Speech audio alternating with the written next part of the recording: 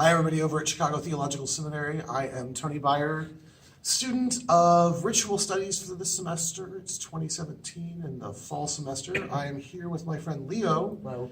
And we're going to do a little quick discussion about transgender naming ceremonies and why we think they're important and constructing them a little bit. So I introduced Leo. Leo, why don't you start with everybody about telling your background a little bit? Okay, the reason Tony asked me to come and help him on this is, first of all, I have training as a ritualist for Unitarian Universalist Church. I have been a ritual leader, and I've designed rituals. I studied world religions. Even though I'm a biologist, some of us have multiple interests, but relevant to this particular ritual, I am a transgender man. So having a background in world religions and understanding why people go through rites of passage and why ceremony is important to major life events gives me a little bit of insight that he found at least a little bit useful in trying to design this. Now, when it comes to this kind of ritual, naming rituals specifically, why do you think they're important? Well, if you look at just about any culture that has any sort of naming ritual, which is most of them, you attach meaning and personhood with a name.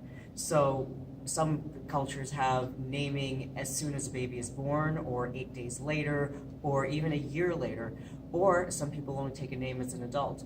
No matter what, if there is some sort of ceremony involved, and in many cultures there is, having a ceremony to mark that recognizes personhood and the meaning of a person's name to their family, to themselves, and to their community. So that kind of recognition in a ritual setting is something that trans people don't usually have with the name that they take later. Okay, so for you personally, this is something invested. I've already been personally accepted within my own community, but this is something that I would find meaning in. This is something that I could see many of my trans brothers and sisters finding meaning in this. And many of them have families that won't even acknowledge the name that they've chosen. So having a community acknowledge it is incredibly valuable. Do you think it's valuable for the community as well? Oh yeah. Why?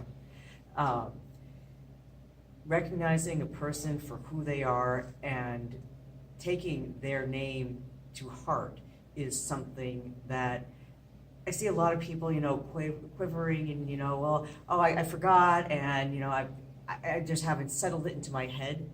When you ritualize something, when you formalize it, what's the word I'm looking for?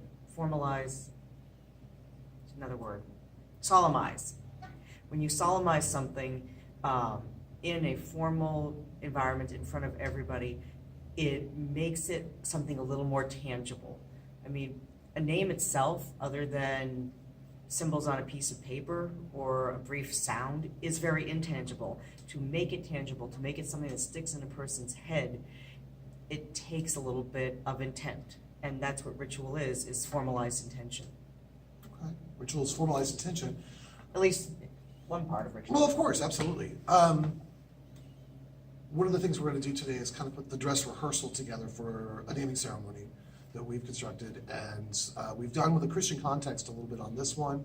But one of the things I like about a naming ceremony is it's broad and open to a lot of ideas. So this is one we've put together, but I encourage everyone else to look at this as an opportunity for growth in their own communities and dealing with transgender folks and in dealing with those folks who need a sense of their communities and formalized support. In the meantime, let's kind of construct our ritual, let's do our rehearsal, and get things going. Sounds good to me. All right. Let's do it.